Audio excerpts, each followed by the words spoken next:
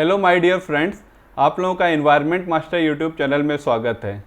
जैसा कि हम लोग जानते हैं, as we all know that is today is 16 September। So on 16 September we are celebrating the world ozone day. विश्व ओजोन दिवस हम लोग 16 सितंबर को सेलिब्रेट करते हैं। आज हम लोग उसके ऊपर एक स्मॉल प्रेजेंटेशन बना रहे हैं, like that the world ozone day. The World Ozone Day is celebrated in the memory of the Montreal Protocol. So what is the Montreal Protocol? Then what is the Vienna Convention? And why all these will be celebrated? Basically, these are celebrated under the United Nations Environment Program. इसमें ozone secretariat इसको organise करवाता है।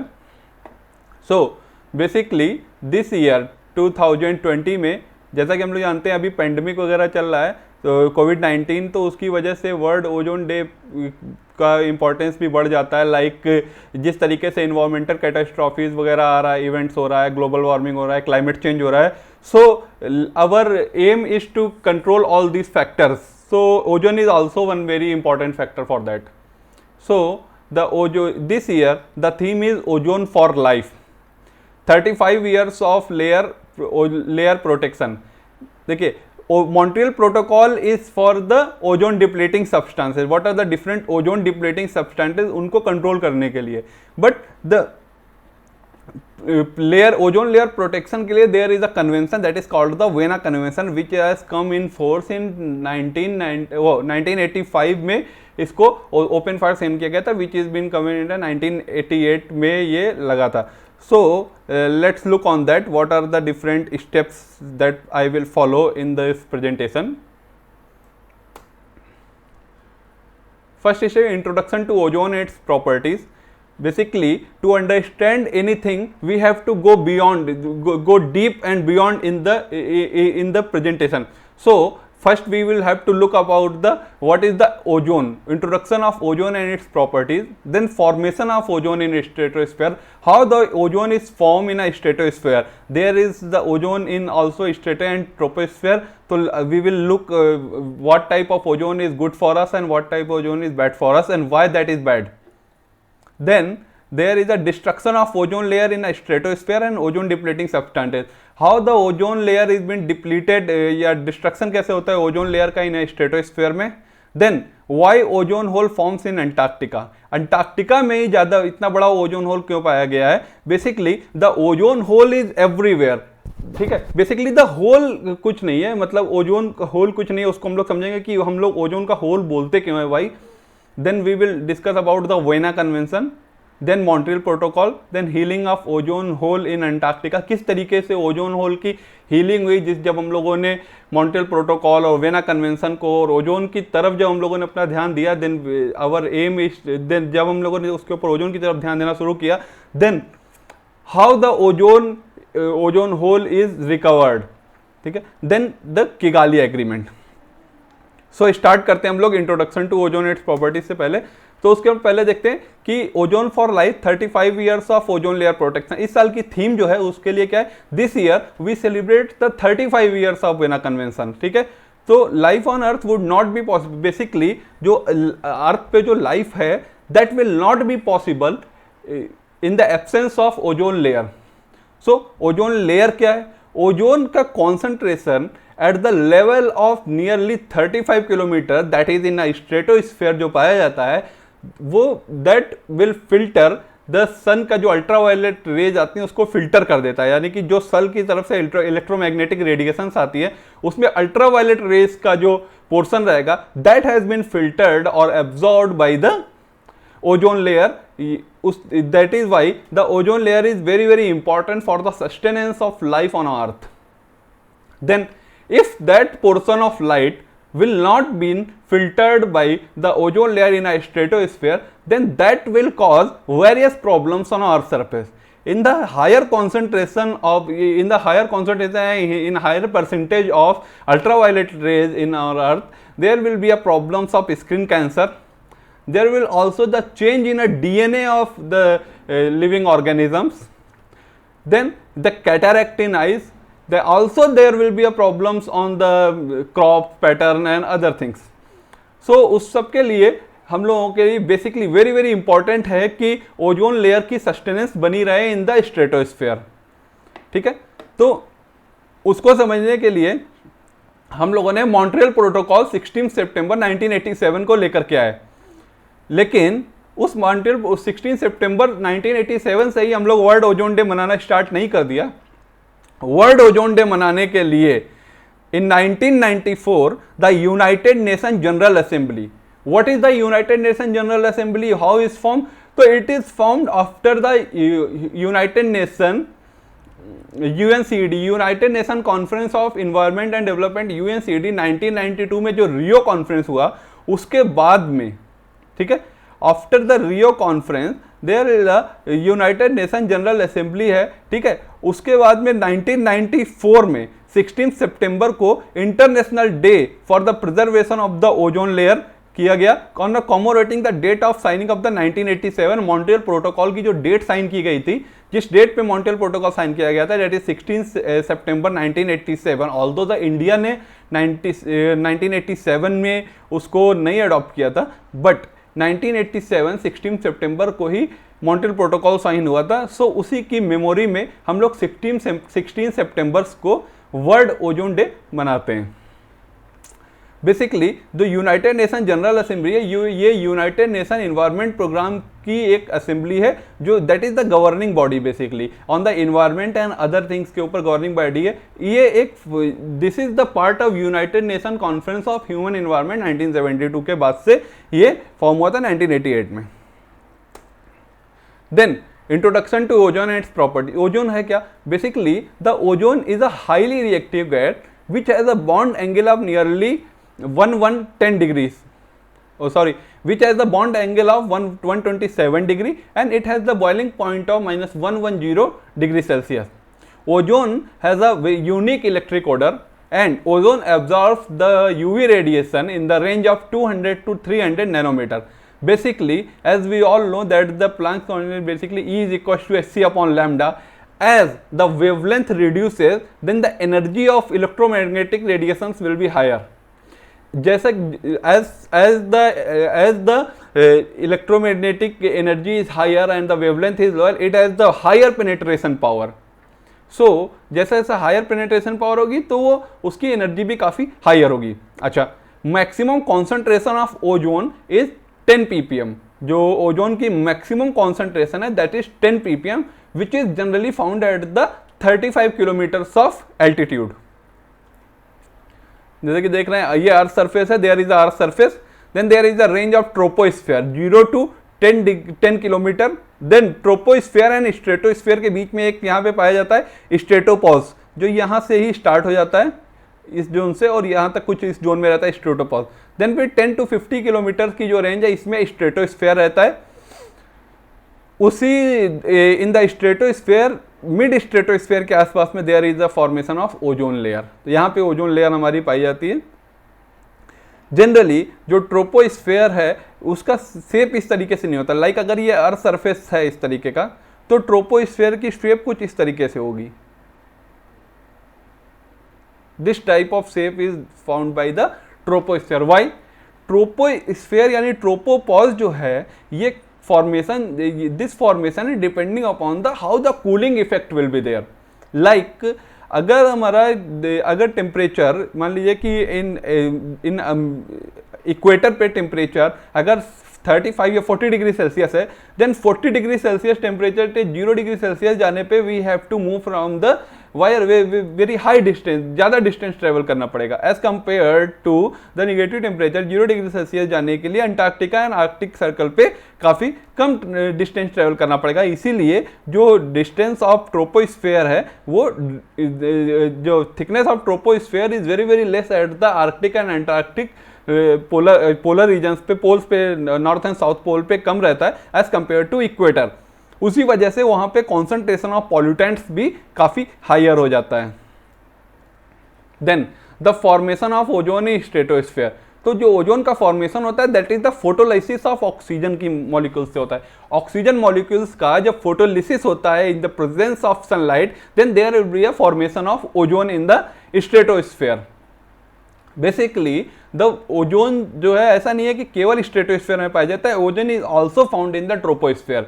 Troposphere में ozone का source क्या है? There are the various pollutants like combustion of internal combustion engine से, vehicular pollution की वजह से, there are different types of industries which pollutes there is the combustion of coal is there, and coal से हमारा ozone वगैरह निकलता है, and then the fuel से कंबस्टन से भी ओजोन का फॉर्मेशन होता है।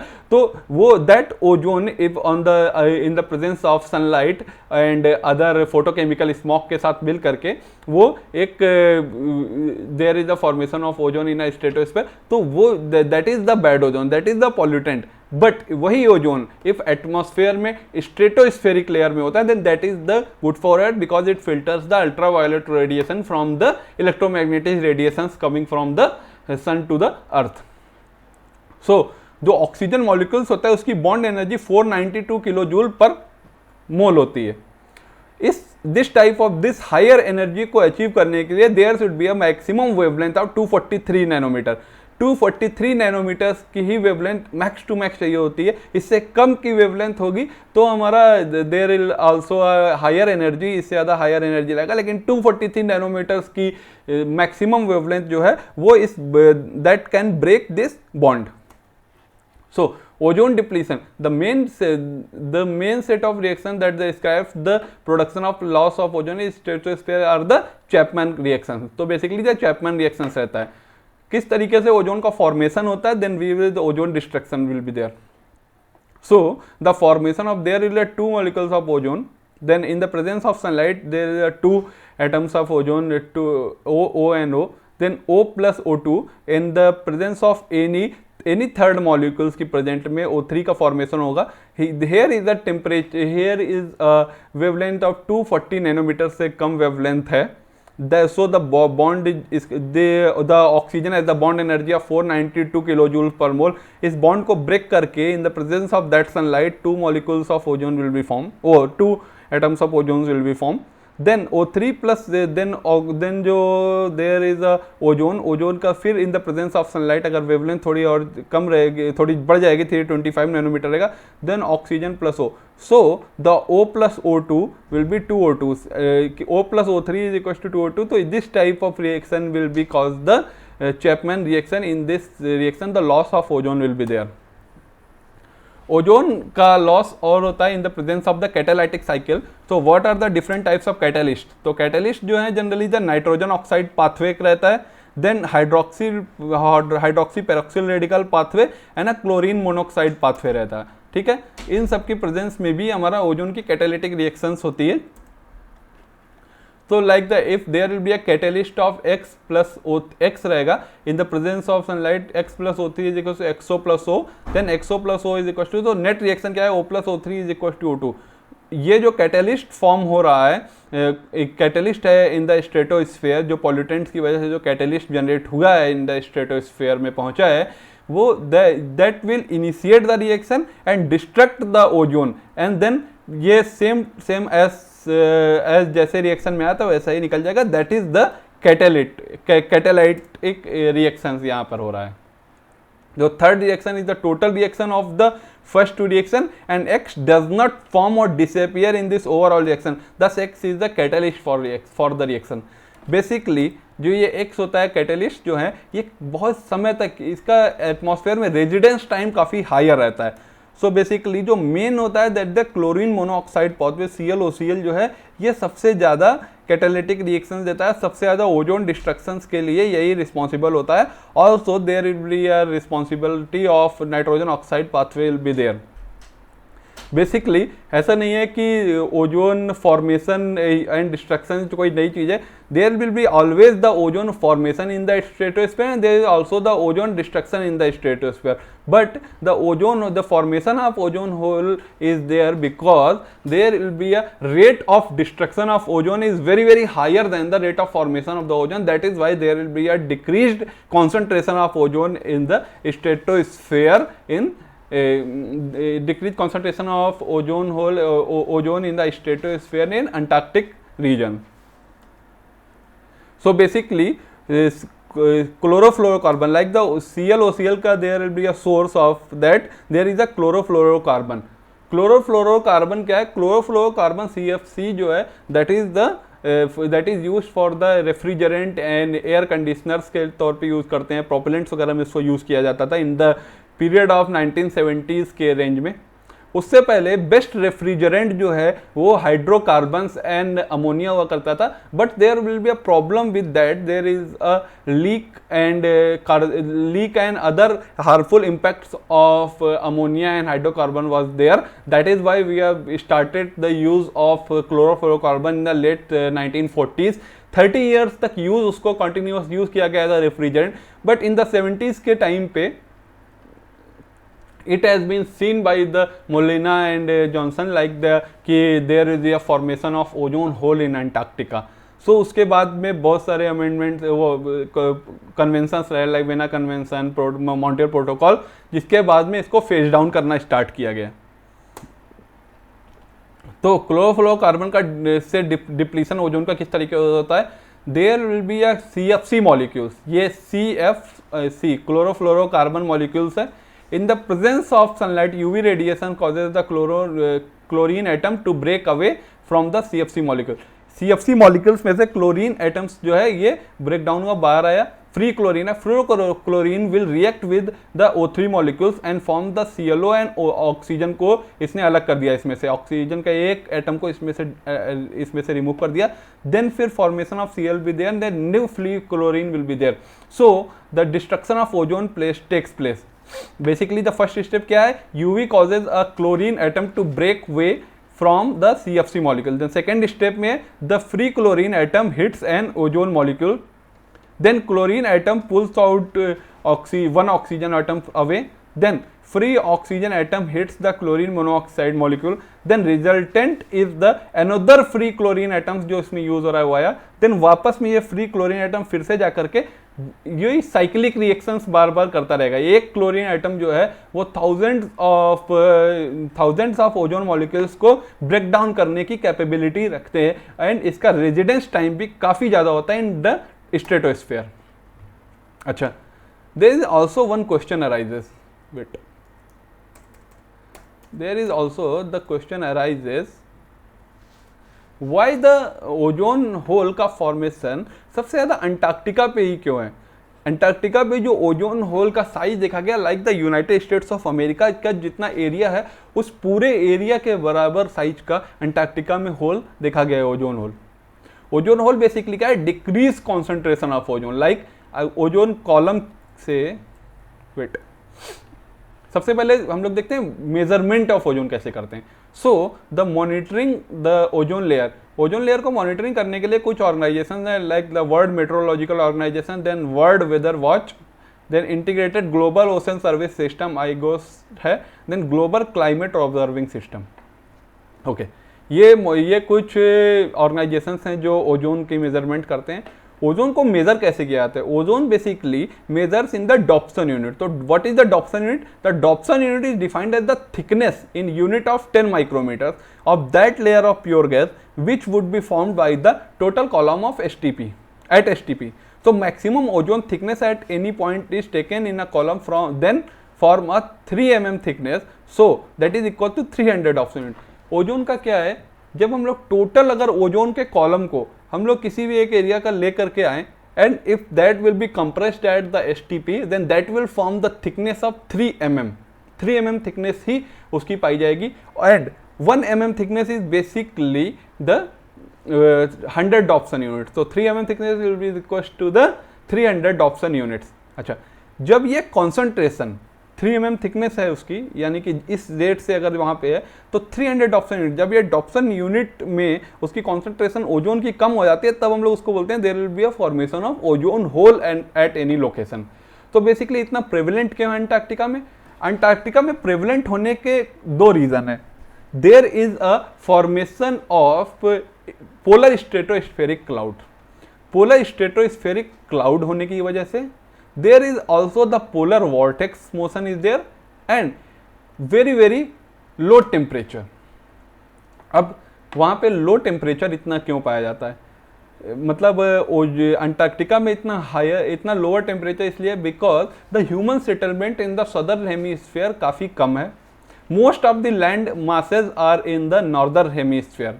इक्वेटर के नॉर्दर्न साइड में ज़्यादा मास ऑफ लैंड है। जब हमारा Gondwana land and Angara land से ब्रेक डाउन हुआ, ठीक है, तो उसमें क्या है कि मोस्ट ऑफ द एटमॉस्फेयर वो ग्लोबल सर्कुलेशन पुल की वजह से, ठीक है, उस पुल की वजह से ज़्यादा लैंड मास जो है that is been move towards the northern hemisphere. Southern hemisphere में लैंड मास कम है, ह्यूमन सेटलमेंट कम है, पॉपुलेशन कम रहती है, उसकी वजह से वहाँ पे पॉल्यूशन कम है, तो टेम्परेचर भी काफ़ी कम है। अब वहाँ पे फॉर्मेशन जो है बेसिकली ओजोन होल की फॉर्मेशन ये सितंबर अक्टूबर के मंथ्स में ही इतना ज़्यादा क्यों होती है, इसको समझने के लिए हम लोगों ने पहले भी एक वीडियो बनाई थी that is the equinox and solstice के ऊपर, कि कब कब इक्विनॉक्स होता है, कब कब सोलिस्टिस होता है, व्हेन द सन की रेडिएशन मैक्सिमम इक्वेटर पे कब पड़ती है, देन नॉर्दर्न हेमिस्फीयर में कब पड़ती है, देन सदर्न हेमिस्फीयर में कब पड़ती है, ठीक है। उसके ऊपर एक पहले से वीडियो हम लोगों ने बना रखी है, प्लेलिस्ट में जा करके आप लोग एक बार वॉच कर लीजिएगा। उसमें क्या है कि एक इक्विनॉक्स रहता है, then solstice, summer equinox, winter equinox, summer solstice, winter solstice, ठीक है। तो इक्विनॉक्स के टाइम पे sun rays directly fall on equator, summer solstice and winter solstice के टाइम पे वो सन की रेज जो है वो Tropic of Cancer and Tropic of Capricorn पे पड़ती है। जब ट्रॉपिक ऑफ कैंसर के ऊपर सन की रेज डायरेक्टली फॉल करेगी, उस समय पर ट्रॉपिक ऑफ कैंसर के साइड में भी सन की रेज रहेगी, बट सदर्न हेमिस्फीयर पे टेम्परेचर बहुत ही कम रहेगा। There will not be a sunlight in the southern hemisphere, south pole के ऊपर, अंटार्कटिका के ऊपर सनलाइट नहीं होगी। इसी तरीके से जब सन रेज फॉल करेगी ट्रॉपिक ऑफ कैप्रिकॉर्न पे which is in the northern hemisphere 23.5 degree south, उस समय पे नॉर्दर्न पोल के ऊपर सनलाइट नहीं रहेगी। बट नॉर्दर्न हेमिस्फीयर में बहुत ज़्यादा ह्यूमन सेटलमेंट है, तो टेम्परेचर वहाँ पे उतना ज़्यादा डाउन नहीं हो पाता as compare to the when the sunlight fall on the Tropic of Cancer, उस समय पे जितना सदर्न हेमिस्फीयर पे टेम्परेचर कूल हो जाता है। दूसरा क्या है, जब जेट स्ट्रीम वगैरह चलती है तो वहां पे पोलर वॉर्टेक्स का फॉर्मेशन होता है। तो जो पोलर स्ट्रेटोस्फेरिक क्लाउड का फॉर्मेशन हो रहा है, जिस क्लाउड के ऊपर एक सरफेस मिल जा रहा है क्लोरीन, ये इनएक्टिव क्लोरीन को रुकने का, ठीक है, और वापस से ओजोन डिस्ट्रक्शन का, वो उसी पूरे जोन में ही रह जाता है। और जब हमारा पोलर वॉर्टेक्स खत्म होता है देन वो डिसअपियर होता है। इस वजह से स्ट्रेटोस्फेरिक क्लाउड का फॉर्मेशन वहां पे होता है, और उसी वजह से ओजोन लेयर का डिप्लीशन भी सबसे ज्यादा अंटार्कटिक सर्कल में, अंटार्कटिका में ही देखा गया है। So conversion of chlorine from active to inactive के स्टेट में कैसे होता है, लाइक द क्लोरीन क्लोरोफ्लोरोकार्बन है, या क्लोरीन यहाँ से हुआ, ओजोन को डिस्ट्रक्ट किया, ClO बना, देन NO2 यहाँ से निकला, देन ClONO2 हुआ। अब ये ClONO2 जो है प्लस HCl इनएक्टिव क्लोरीन जो है, इस वजह से रिएक्ट करके on the surface of polar stratospheric cloud के सरफेस पे आकर के क्लोरीन Cl2 बनाया। देन ये Cl2 का 2 जो एटम्स हैं ये O3 से रिएक्ट करके ClO एंड OCO बनाया, ठीक है। Then there will be a formation Cl2O2, ये वापस डिसोसिएशन होगा क्लोरीन में। इस तरीके से ये रिएक्शन कंटिन्यूअसली चलती रहती है फ्रॉम द मिड अगस्त से लेकर के और नवंबर के स्टार्टिंग मंथ तक चलती रहती है। So what are the different ozone depleting substances and their generation? So basically the ozone depleting substances are the chlorofluorocarbon 11, CFC 12, then CFC 113, then halons 1211, then HCFC 1301, then halon 1301, then carbon tetrachloride CCl4, then methyl chloroform, then methyl bromide. Basically the generation of ozone depleting substances कहाँ से होता है, like the refrigerators से, then fire fighting instruments से, then foam, then deodorants, propellants in aerosol, fumigatings वगैरह में इसका use किया जाता है। Okay, so let's come on the legal form, the Vienna convention for protection of ozone layer. So the Vienna convention has been adopted in 1985 and come into force in 1988. Vienna convention is for the protection of ozone layer. There is be a destruction of ozone in the stratosphere will be there.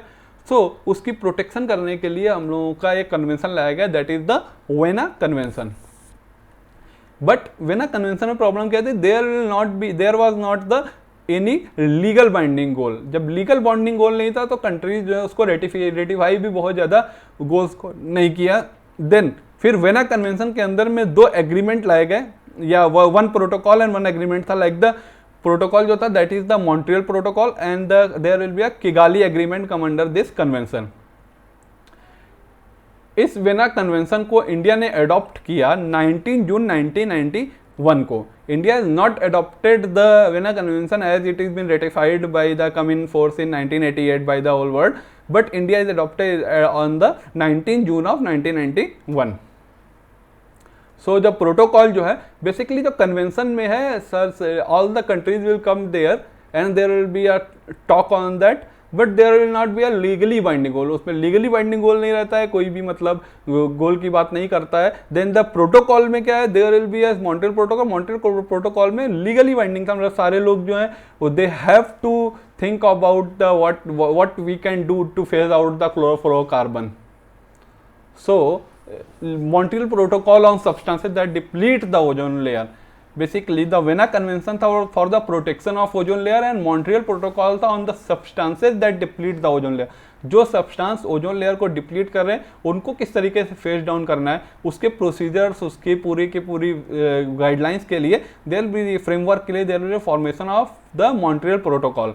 So Montreal protocol sign के लिए open for sign on 16 सितंबर 1987 को Montreal Canada में ये open हुआ sign के लिए, और कम इन फोर्स हुआ 1 January of 1989 and first meeting जो है मई 1989 में लगभग 5 मंथ्स बाद में हेलसिंकी में हुई. इंडिया ने इसको अडॉप्ट किया 17 सितंबर 1992 में. एक्चुअली इंडिया जो है वो 1992 के आसपास इंडिया ने मतलब इंडिया में 1972 के आसपास पे ही स्टार्ट हो गया था इन्वायरमेंट के प्रति, towards the environment there will be a goal. So as the India has incorporated the environmental protection in also in his constitution under the 42nd amendment like the article 48 and article 51 AG. So India adopted on 17 September 1992 को and rules for stop production of ozone depleting substances जो है वो goal set किया गया. Ozone depleting substance उस समय basically था क्या, क्लोरोफ्लोरोकार्बन. क्लोरोफ्लोरोकार्बन CFC ही ओजोन डिप्लीटिंग सब्सटेंस उस वक्त था. तो उसको रिड्यूस करने के लिए 1995 तक गोल दिया गया हमारा डेवलप्ड कंट्रीज को एंड 2005 तक दिया गया for the developing countries.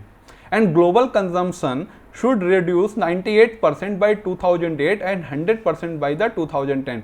And HCFC hydrochlorofluorocarbon should phase down by the 2007 and it the global Montreal Protocol जो है that has been adopted universally in the year 2000 में इसको universally adopt कर लिया गया. There is a timeline किस तरीके से different ozone depleting substances हमारे आते रहे उसको एक बार देखते हैं. रुक जाइए. सो अमेंडमेंट था मॉन्ट्रियल प्रोटोकॉल में, अमेंडमेंट हुए लाइक लंदन अमेंडमेंट 1990s में हुआ, देन नैरोबी 1991 में, देन कोपेनहेगन 1992 1992 में 176 नेशंस ने पार्ट किया, then Bangkok amendment 1993, then Vienna amendment 1995, then Montreal में 1997 में हुआ 152 नेशंस ने पार्ट किया, देन फिर बीजिंग में हुआ 1999 में 124 नेशंस थे और हाइड्रोक्लोरोफ्लोरोकार्बन के ऊपर उसमें बात हुई. अब देखिए जो after the ratification of Montreal protocol and Vienna convention there is also the healing of ozone in the Antarctic region. तो ozone hole is healing by the rate of 1 to 3% per decade and ozone hole will completely healed by the year 2060 to 2080 में completely heal हो जाएगा, ऐसा prediction है. Then residence time for chlorofluorocarbon in nearly 50 to 100 years in the stratosphere. HFC is used as the refrigerant after 1990s. HFC has the zero ozone depleting potential ozone depleting potential ODP इसका बिल्कुल भी नहीं है, zero है, but it has a very high global warming potential. HFC have all the single bonds and HFO hydrofluoroolefin ये hydrofluorocarbon HFC की जगह पे इसको जो यूज करना है under the Kigali agreement, so it has the at least 1 double bond है. अच्छा अब देखिए how we can understand the global warming potential and ozone depleting potential of the various refrigerant used in the history of world. Initially हम लोग use करते थे like the carbon dioxide को use किया जाता था. Carbon dioxide has the global warming potential 1 for the 100 year potential अगर हम लोग बात करें 100 ईयर में जितना one atom of carbon dioxide equivalent जो है वो ग्लोबल वार्मिंग कॉज करेगा, that is called the global warming potential of 1 and it has the zero ozone depleting potential.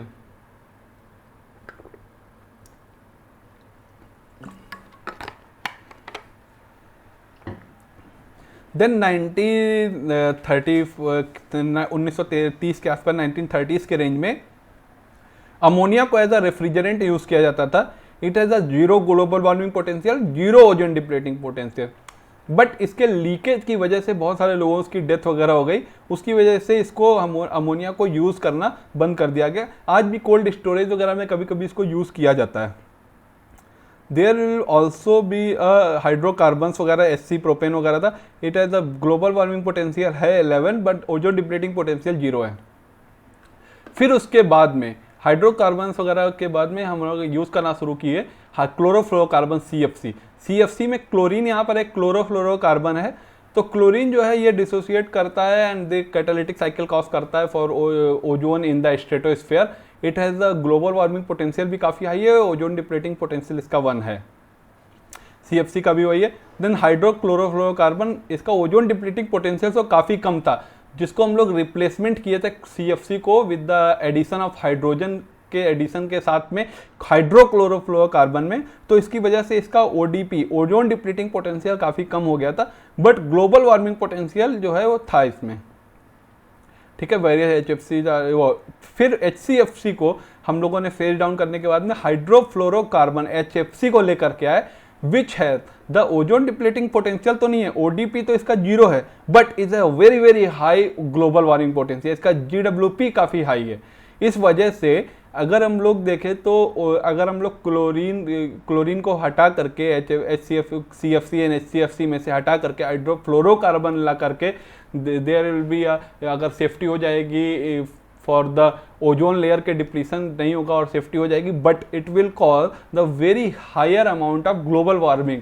इसका higher amount of global warming potential है, तो temperature of earth काफ़ी ज़्यादा हो जाएगा। अब हम लोगों को टेम्परेचर ऑफ अर्थ को कंट्रोल करना है, as we have the deal in the Paris agreement में हम लोगों ने डील किया है। एंड IPCC की 2014 जो 5th रिपोर्ट आई है, assessment report 5 of IPCC intergovernmental panel of climate change की 2014 में जो 5th रिपोर्ट आई थी, towards the formation there is a 1.5 degree Celsius rise, more than 1.5 degree Celsius rise in the temperature by the year 2100 है। और उसको ratify करने के लिए हम लोगों ने जो पेरिस एग्रीमेंट किया इन 2015 में एंड इंटरनेशनल सोलर अलायंसेस वगैरह को लेकर के, तो सारे ये हम लोग स्टेप्स ले रहे हैं because there will not be a climate change और ग्लोबल वार्मिंग काफ़ी कम हो। बट हो क्या रहा है कि उसके अपोजिट में हाइड्रोफ्लोरोकार्बन जो है that is creating the global warming in our atmosphere. So that is why we have to phase down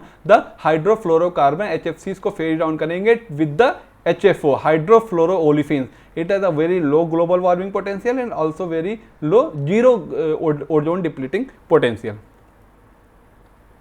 अब जैसा कि हमने बताया कि ओजोन होल जो है वो हील हो रहा है 1 से 3% पर डिकेड से, तो किस तरीके से ओजोन जो है डिफरेंट टाइम फ्रेम में ओजोन होल अंटार्कटिका पे मिला, उसको हम लोग एक बार देखते हैं। 1979 में इसका किलोमीटर स्क्वायर में 0.1 के बहुत स्मॉल था, फिर धीरे धीरे 1978 में 19.3 किलोमीटर स्क्वायर का साइज दिखा, फिर उसके बाद में ये साइज जो है इंक्रीज डिक्रीज होता रहा। ठीक है, देयर इज बी 2006 में हम लोग देखें 2006 में काफ़ी high like the 26.6 kilometre square million kilometre square में हमारा ओजोन होल वहाँ पे पाया गया, which is very very higher था। इस तरीके से ट्रेंड है ओजोन होल फॉर्मेशन का इन द 7 to 13 अक्टूबर, 7 सितंबर से 13 अक्टूबर के बीच में, लगभग 1 महीने 4 दिन के इस पूरे ड्यूरेशन में डिफरेंट ईयर्स में ओजोन का होल इस तरीके से इस इतने किलोमीटर स्क्वायर एरिया का ओजोन होल जो है अंटार्कटिका रीजन में था। ओजोन का जो मिनिमम डॉप्सन यूनिट है वो डॉप्सन यूनिट भी हमारी रिड्यूस कर रही है इस पूरे जोन में। So there will be a Dobson unit जो है, ये डॉप्सन यूनिट जो है 21 सितंबर टू 16 अक्टूबर में किस तरीके से डिक्रीज, पहले यहाँ पे डॉप्सन यूनिट जो है 22.225 थी, ठीक है, फिर ये डिक्रीज होते होते इन द ईयर ऑफ 2006 में इट इज़ 98.4, 98.4 ही लेके, यानी कि अगर if you will talk about like the 0.984 mm thickness ही वहाँ पे रह गई there of the ozone is there. फिर जो है ओजोन होल इज 1979 में ओजोन होल का साइज एक बार देखते हैं एनिमेटेड वीडियोस में।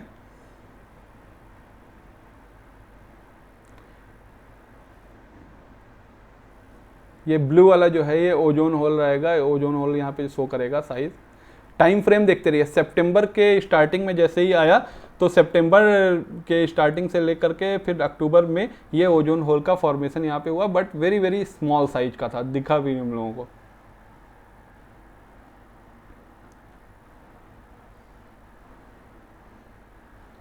फिर देखिए दिसंबर तक आते आते वो डिसअपियर कर जा रहा है, बट 1980s में कुछ थोड़ा फॉर्मेशन था यहाँ पर ओजोन का, ओजोन होल।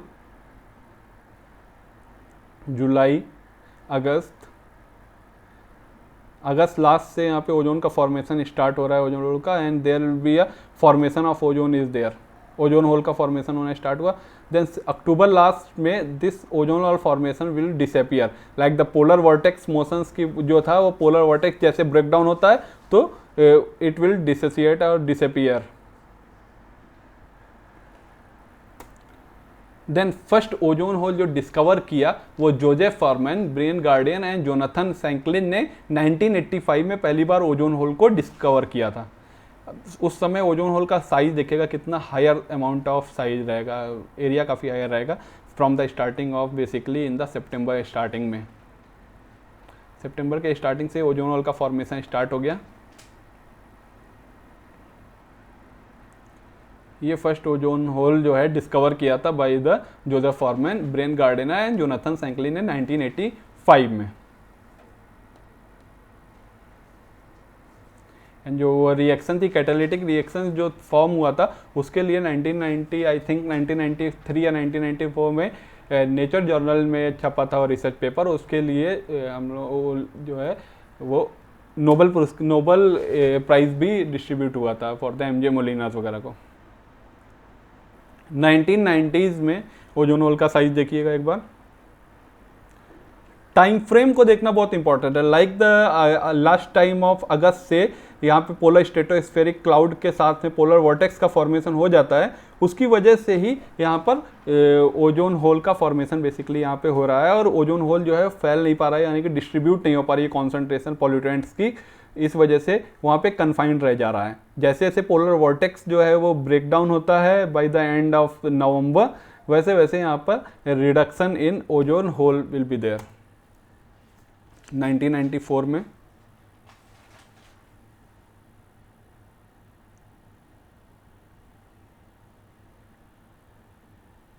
साइज इंक्रीज हो रहा है ओजोन होल का, बिकॉज द रेटिफिकेशन तो कर दिया गया था इन 1987 में मॉन्ट्रियल प्रोटोकॉल का, बट फेज डाउन के लिए जो गोल थे वो 1995 और 2005 के आसपास थे, तो धीरे धीरे फेज डाउन हो रहा था, उसकी वजह से अभी फेज डाउन पूरा हुआ नहीं था, तो पॉल्यूटेंट्स थे एटमॉस्फेयर में, इसलिए ओजोन होल का डिप्लीशन हो रहा था।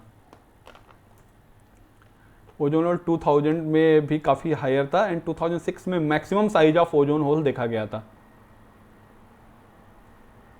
अगर हम लोग कंपेयर करें 1979 या 1980 से, तो ये साइज जो है ये काफ़ी इंक्रीज हो रहा है। चार्जर दीजिएगा बाहर। ये साइज जो है ओजोन होल का डिक्रीज हो रहा है। लार्जेस्ट अंटार्कटिक ओजोन होल जो है वो सितंबर 2000 में यहाँ पर देखा गया था, इन द अंटार्कटिक रीजन में सितंबर में देखा गया था। इसको एक बार देखते हैं, what type of what is the size of ozone, कितना बड़े साइज में ओजोन होल जो अंटार्कटिक रीजन में पाया गया था।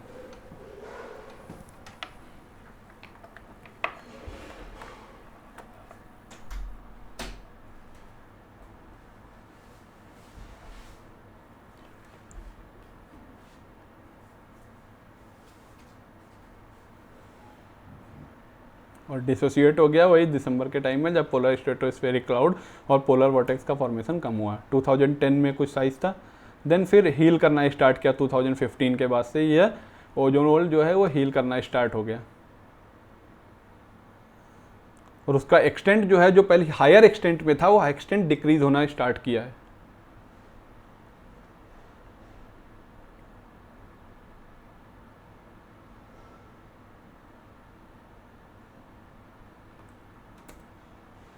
टू 2018 में भी काफ़ी कम हो गया था। अगर अब 2019 का हम लोग देखा जाए तो ओजोन होल का काफ़ी साइज जो है डिक्रीज़ कर गया है, काफ़ी परसेंटेज जो है वो डिक्रीज़ कर गया है वहाँ पे ओजोन होल का।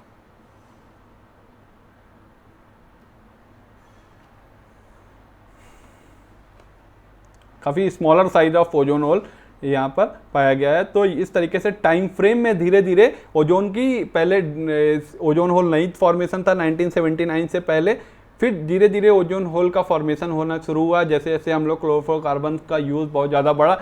Bye the end of 1980s में 85 में जब उसको फर्स्ट टाइम डिस्कवर किया गया, उसके बाद वेरियस कन्वेंशंस, प्रोटोकॉल्स, एग्रीमेंट्स आए, रेटिफिकेशन हुआ, फेज डाउन हुआ different types of ozone depleting substances का, ओडीएस का।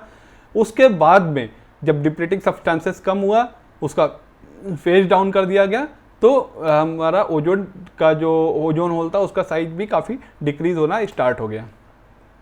अब ये लेटेस्ट जो है वो देखिए आप लोग,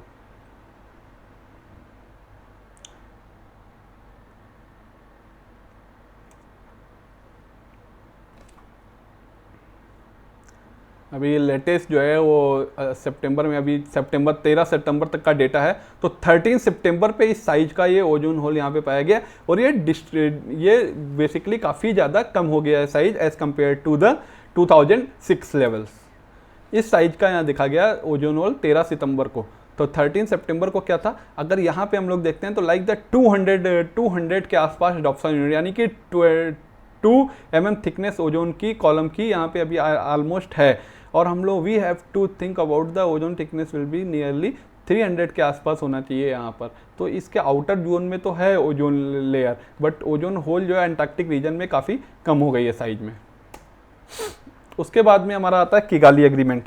किगाली एग्रीमेंट क्या था? किगाली एग्रीमेंट था deals to curb the use of hydrofluorocarbon. Hydrofluorocarbons HFCs जो था which has the zero ozone depleting potential but very high like the 3800 of global warming potential, इसको फेज डाउन करने के लिए हमारा ये एग्रीमेंट किया गया था। सो बेसिकली हाइड्रोफ्लोरोकार्बन है क्या? HFC climate damaging refrigerant used in the air conditioner, refrigerants, then foam and aerosol as replacement for many ozone depleting substances के replacement के तौर पे इसको यूज किया गया था अंडर द मॉन्ट्रियल प्रोटोकॉल 1987 में।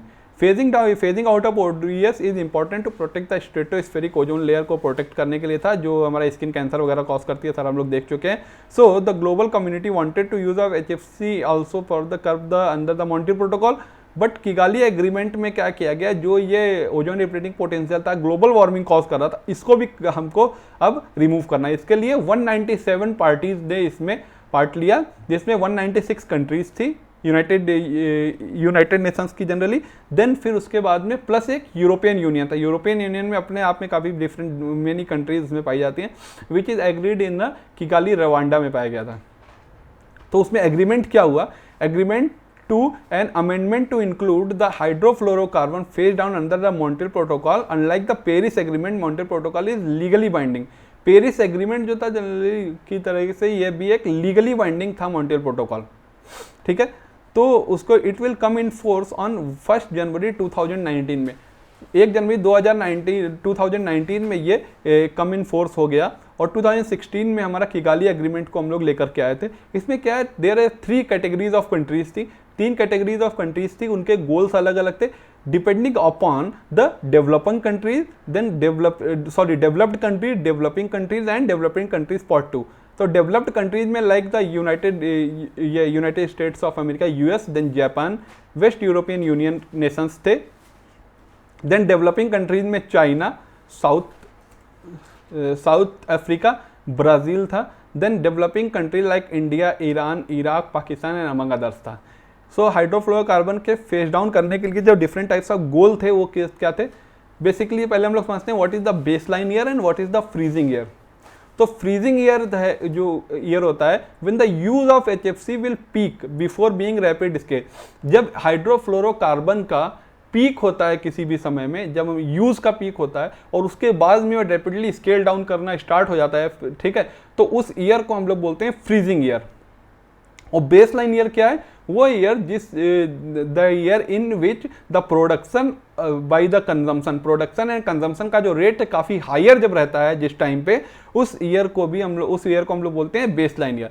So basically for the category 1 country like US, Japan and waste European union जो थी, उसके लिए बेसलाइन ईयर दिया गया था 2011 से 2013 एंड फ्रीजिंग ईयर 2019 के बाद इनको कर्व करना स्टार्ट कर देना था और 85% बाई 2036, ठीक है, 2036 तक 85% रिड्यूस करना था बेसलाइन ईयर की कॉन्सेंट्रेशन से इसको अपने हाइड्रोफ्लोरोकार्बन्स को, HFCs को। ऐसे ही कैटेगरी 2 कंट्रीज के लिए का 2020 2022 से 22 या 2 साल का जो बेसलाइन ईयर था, इससे फ्रीजिंग ईयर 2024 दिया गया था एंड 80% बाई 2045 तक इनको 80% रिड्यूस करना है, सॉरी, ये गोल है। एंड इंडिया लाइक कंट्रीज के लिए, डेवलपिंग कंट्रीज के लिए 2024-2026 का ये 2 साल जो है बेसलाइन ईयर दिया गया and it is the freezing year of 2028 and 85% of reduction is 2047 तक। तो इंडिया के पास अभी ऑलमोस्ट 8 ईयर्स हैं आज से इसको मतलब फेज डाउन करने, सॉरी, इसको रिमूव करने के लिए, फेज डाउन करने के लिए 85% बाय द 2047। सो इम्प्लीफिकेशन इंडिया के लिए क्या था? India will reduce the use of HFC by 85% by 2047 over the 2024 and 26 baseline years था। 2024 से 26 तक का जो बेसलाइन ईयर्स था, उस ईयर से 85% इनको रिड्यूस करना है बाय द 2047। लेकिन इनका ईयर स्टार्ट कब से होगा? लाइक द 2028 से, 2028 के बाद से इनको ये फेज डाउन करना है, बिकॉज डेवलपिंग कंट्रीज है, कुछ दिनों तक they do not have that much of capability they do not have that much of capability to rapidly scale down or the phase down of any ozone depleting substance like the any refrigerant, because they do not have that much of technology नहीं है। उस technology को scale up करने के लिए उसको काफ़ी समय दिया जाता है, जैसे जैसे पुअरेस्ट टू पुअर कंट्रीज रहती हैं लाइक द डेवलपिंग कंट्रीज वगैरह है। So it is the production to consumption of HFC is nearly reduced beyond the 2028 था, तो 12 years बेसिकली है। अब consumption data for the year 2014 का था मिलियन टन्स पर एनम के लिए, तो ये इंडिया के लिए 13,000 MPTA था, देन जापान 72,800 था, देन US जो है 2,50,000। इंडिया का ऑलरेडी HFC कंजम्पशन काफ़ी कम है, तो they do not have that much problem to basically phase down. India is working very good in the field of environment, like after, if we'll talk about after the Paris climate deal के बाद में अगर हम लोग international solar alliance ISS के बारे में देखा जाए, तो इंटरनेशनल सोलर अलायंस जो 2016 में साइन किया गया है एंड गुड़गांव में उसका NISC में हमारा हेडक्वार्टर भी बना दिया गया है, like the in the presence of India government की वजह से इसमें काफ़ी ज़्यादा स्केल अप किया गया है in the field of environment. तो it will not be a very stringent goal कि ये अचीव नहीं किया जा सकता, वेरी इजी है। इससे कन्वर्ट करके HFCs को HFO में कन्वर्ट कर लेंगे तो हमारा ओजोन डिप्लीटिंग सब्सटेंस भी हट जाएगा एंड ग्लोबल वार्मिंग पोटेंशियल भी काफ़ी कम हो जाएगा। That is the sustainable use of any technology, so that it is been use by us and it will also be available for the others and the future generations in the earth, because we are already facing the problem of COVID-19 in this current time. So we will have to look on the technology that is being provided the sustainable use and low cost technology, so that will not cause the problems in the field of in the field of environment. Basically, as the very higher amount of use of sanitizers are there nowadays, so that will basically cause some types of problems like the indoor air pollutions and other things, and global warming also will be there. So we will have to sustainably use anything like that, it will not cause the problem for us and as well as for the future generation. Thank you very much. Happy World Ozone Day.